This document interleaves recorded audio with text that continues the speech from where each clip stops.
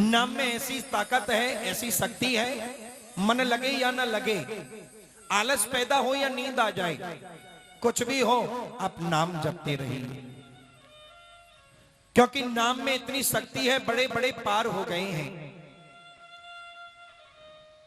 कलयुग के बल हरि गुण गाहा, पावत नर गावही नर पावही भवथा। सत्संग से बड़े बड़े, भगवान के नाम से बड़े बड़े पापी पार हो गए हैं। हमारी तो चलती क्या है। अगर जगत की छोटी मोटी दूरी पार करनी हो तो साधन चाहिए, साधन न हो तो वाहन चाहिए, वाहन न हो तो मेहनत चाहिए। मान लो आप यहीं के निवासी हैं, आपको अपने अपने घर जाना हो तो कैसे जाओगे? कथा सुनने के बाद। अब जिसके पास साधन है वो साधन से जाएंगे, जिसके पास वाहन है वो वाहन से जाएंगे, और जिसके पास ना साधन ना वाहन वो अपने अपने घर चल करके पैदल मेहनत करके जाएंगे। लेकिन जब जगत की छोटी मोटी दूरी पार करनी हो तो साधन वाहन और मेहनत की जरूरत है। लेकिन भगवान का अगर भव सागर पार करना हो तो न साधन चाहिए, न वाहन चाहिए, न मेहनत चाहिए, केवल जिह्वा पर भगवान का नाम चाहिए। नाम से बड़े बड़े पार हो गए हैं। और फिर नाम तो ऐसा है, आप हर समय गाइए। सूफी कहता है, मुख में हो राम नाम, राम सेवा हाथ में, तू अकेला नहीं प्यारे, राम तेरे साथ में। विधि का विधान जान, हानि लाभ सहिए, जाहे विधि रखे राम, त्राहि विधि। नाम महिमा तो ऐसी है। और फिर कह रहे हैं नारद, नारद जाने नाम प्रतापु, जग प्रिय हरि हरि हरि प्रिय आपू। और फिर वाल्मीकि जी कह भी रहे हैं, कलयुग के बल नाम आधारा, सुमेरे सुमेरे नर उतरई पारा। नाम तो है ही ऐसा। नाम महिमा तो अत्यंत प्रधान है। नाम ने इतने दिखा दिया कि खुद परमात्मा में इतनी शक्ति नहीं है जितनी शक्ति उनके नाम में है। त्रेता में सतयुग में ध्यान से प्रभु की प्राप्ति होती है। ध्यान धरना बड़ा मुश्किल है। हम अपने घर में ध्यान नहीं रख सकते हैं, ध्यान में नहीं बैठ सकते हैं। ध्यान धरने के लिए मन शांत होना चाहिए, तब ध्यान रखा जाएगा, ध्यान धरा जाएगा। सतयुग में ध्यान से, त्रेता में यज्ञ से। यज्ञ भी हम हर समय नहीं कर सकते हैं। यज्ञ के लिए भी स्वच्छ जगह चाहिए, हम खुद स्वच्छ हो, सामग्री चाहिए, संविदा चाहिए, यज्ञ तब किया जाएगा। और उसको हर समय नहीं किया जा सकता है। सतयुग में ध्यान से, त्रेता में यज्ञ से, द्वापर में पूजन अर्चन से। पूजा के लिए हमको रोली चाहिए, अक्षत चाहिए, मौली चाहिए, चंदन चाहिए, नैवेद्य चाहिए, तांबूल चाहिए, दीप चाहिए, धूप चाहिए, तब जाकर के पूजन किया जाएगा। उसके लिए स्वच्छ भी होना जरूरी है। तो पूजन भी हम हर समय नहीं कर सकते हैं। तो सतयुग में ध्यान से, त्रेता में यज्ञ से, द्वापर में पूजन अर्चन से, और कलयुग में केवल नाम से व्यक्ति पार हो जाता है। एक बार नाम लेने से व्यक्ति भव सागर से पार हो जाता है। नाम में इतनी ताकत है। और फिर होता कैसे है? मन को भाई अगर निर्मल बनाना है, मन को अगर अंतःकरण को शुद्ध बनाना है, तो उसके लिए तो नाम काफी है। नाम ही गाया जाएगा। नाम ने इतना दिखा दिया है, क्योंकि हर समय नाम को गाइएगा। जब मौका मिले तब नाम को गाइए। हाथ काम मुख राम है, हाथ काम मुख राम है, हृदय साची प्रीत, दरिया के ही साधकी या ही उत्तम रीत। हाथ से काम करते जाओ और मुंह से नाम लेते जाओ, मुख से जिह्वा से नाम लेते जाओ। नाम महिमा तो अत्यंत प्रधान है। एक बार एक व्यक्ति ने राम का नाम ले लिया, जीवन में एक बार मरा। मरने के बाद दूत आए, यम के दूत आए, ले जाने लगे। इतने में भगवान के पार्षद भी आ गए, वो भी ले जाने लगे। अब जैसे ही यम के दूत कहें कि हम ले जाएंगे, भगवान के पार्षद कहें हम ले जाएंगे, तो निर्णय किया जाए। तो बोले खास बात क्या है? बोले व्यक्ति ने एक बार राम का नाम लिया है। अब एक बार राम का नाम लेने से मिलता क्या है? तो ये व्यक्ति यमराज के पास पहुंचा। दूतों ने कहा महाराज पकड़ करके लाई, आप देखो। तो खास बात क्या की है? बोले एक जीवन में एक बार राम का नाम लिया है। अच्छा, बोले हाँ। यमराज ने पूरे रजिस्टर इधर से उधर कर दिए, लेकिन कहीं ये दिखाई ना दिया कि एक बार राम का नाम लेने से मिलता क्या है, लाभ क्या मिलता है। यमराज बोला मेरे बस की बात नहीं है, एक काम करो, इसको ब्रह्मा के पास ले चलो। ब्रह्मा के पास ले गए। ब्रह्मा ने पूछा क्या बात है? बोले व्यक्ति है, एक बार जीवन में राम का नाम लिया है, बताओ क्या फल मिलेगा? ब्रह्मा बोले मुझे भी नहीं पता, एक बार राम नाम का फल का क्या महिमा होगी, क्या फल प्राप्त होगा। तो एक काम करो, शिव जी के पास ले चलो। शिव जी के पास गया। शिव जी ने पूछा कहो कैसे? सेवकों ने कहा महाराज, ब्रह्मा बोले ये व्यक्ति है, जीवन में राम नाम नहीं लिया, एक बार राम का नाम लिया है, बताओ क्या फल मिलेगा? शिव जी बोले मुझे भी जानकारी नहीं। एक बार माला जाप का तो सुना है, लेकिन एक बार का फल क्या होगा ये मुझे भी नहीं पता। अच्छा, एक काम करो, चलो विष्णु के पास चलते हैं। सब विष्णु के पास पहुंचे व्यक्ति को लेकर, ब्रह्मा, दूत, भगवान के पार्षद और शिव। सबने प्रणाम किया विष्णु को। लक्ष्मी जी बैठी थी। शिव जी ने कहा प्रभु, विष्णु पूछने लगे कहो कैसे आए? शिव जी बोले महाराज एक शंका है। बोले कैसी? बोले ये व्यक्ति है, हाँ, एक बार भगवान का नाम लिया है, अब फल पता नहीं पड़ रहा है कि क्या फल मिलना चाहिए, क्या फल मिलेगा इसको। तब भगवान विष्णु बोले एक बात बताओ, और क्या फल लोगे? और क्या फल लोगे? अरे इतने एक बार राम का नाम लेने से इतनी जगह तो घूम आए, और इससे भी ज्यादा कुछ चाहिए? और अंत में आकर के मैं मिल गया यहां, इससे भी आगे कुछ और चाहिए? तो राम भगवान के नाम की ये महिमा है।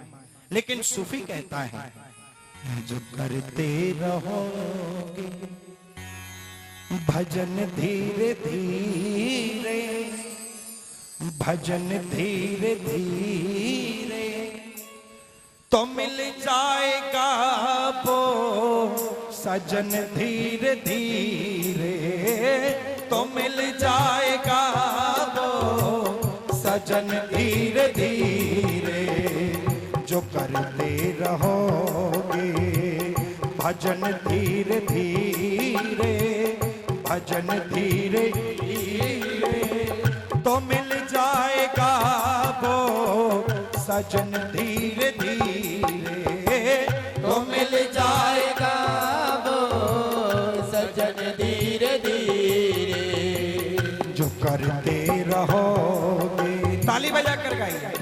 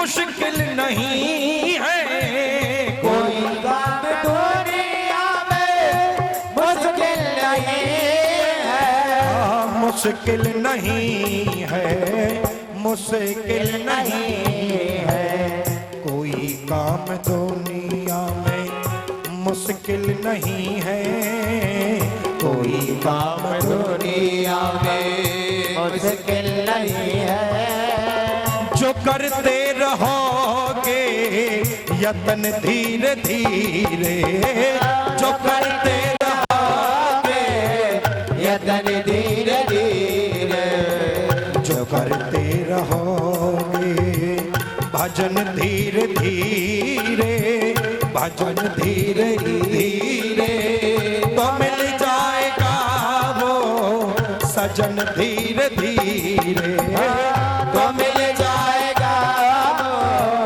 सजन धीरे धीरे, हो करो प्रेम से भक्ति पूजा हरि की, करो प्रेम से भक्ति पूजा हरि, करो प्रेम से भक्ति पूजा हरि की, करो प्रेम से भक्ति पूजा हरि, हाँ पूजा हरि की, पूजा हरि की, करो प्रेम से भक्ति पूजा हरि की, करो प्रेम से भक्ति पूजा हरि की, वो तो मिल जाएगा वो रतन धीरे धीरे, तो मिल जाएगा वो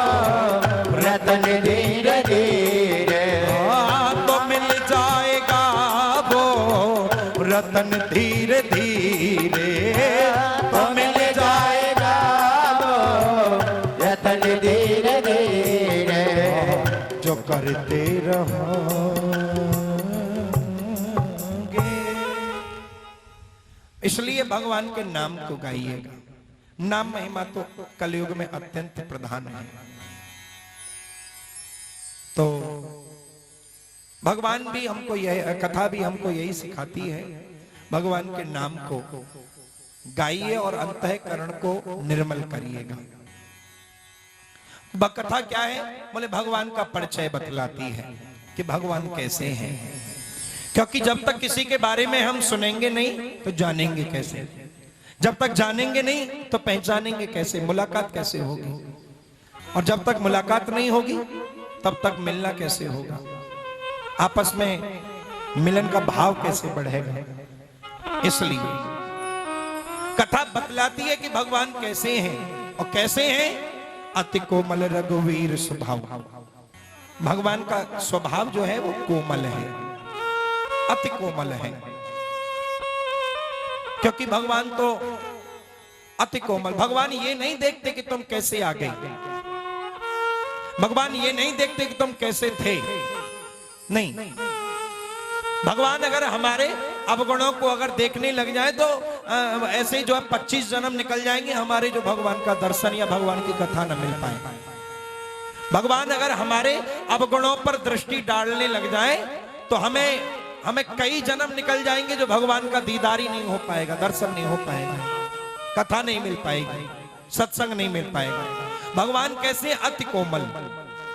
और भगवान कहते हैं भैया तुम मेरी ओर मत देखो, तुम तो मेरे सन्मुख रहो, मेरे सामने रहो। कहा है ना, सन्मुख होई जीव मोहे जबही, जन्म कोटि अघना सही तबही। भगवान कहते हैं मेरे सन्मुख रहिए, और मैं ये नहीं देखा करता कि तुम कैसे थे, मैं तो ये देखा करता हूं तुम कैसे हो। ये नहीं देखता कि कैसे आए, मैं ये देखता हूं तुम आ गए। अब जब आ गए हो तो फिर तो मेरे अपने ही हो, मेरे अपने हो। और जब मैं अपने को अपना मान लेता हूं तो फिर उसके अवगुणों को नहीं देखता हूं कि वो कैसा है, नहीं। इसलिए भगवान के बारे में भगवान कैसे हैं ये परिचय देती है भगवान की कथा, भगवान की लीला के रस में रसादन, ये परिचय बतलाती है। इसलिए कथा को श्रवण करिएगा।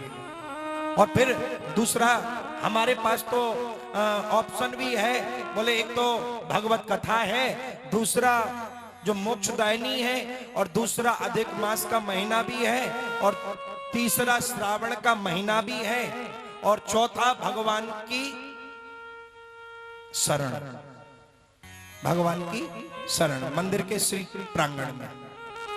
और एक और अगर बात मैं बोल दूं, दूसरा निकट है हमारे बेल्व पत्र, है नहीं, बिल्व पत्र।